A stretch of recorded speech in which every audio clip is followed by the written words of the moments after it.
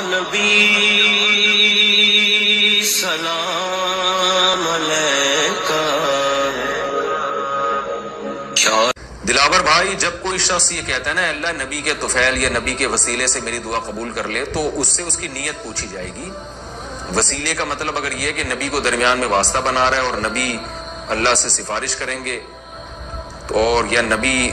گویا اللہ سے یہ کام کروا دیں گے، تو یہ تو غلط ہے۔ آپ تو یہاں بیٹھ کے دعا مانگ رہے ہیں، نبی صلی اللہ علیہ وسلم عالم الغیب تو نہیں ہے،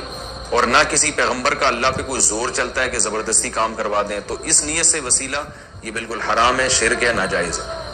اور اگر آپ کی نیت یہ ہے کہ نبی کے وسیلے سے، یعنی نبی کے محبت اور نبی کے تعلق کے وسیلے سے، کہ ہم نبی کے امت میں ہیں، تو اللہ تو ہم نبی کے امتی ہیں اور تو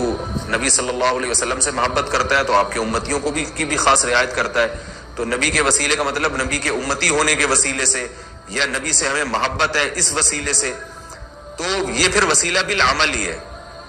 اور وہ بالاتفاق جائز ہے۔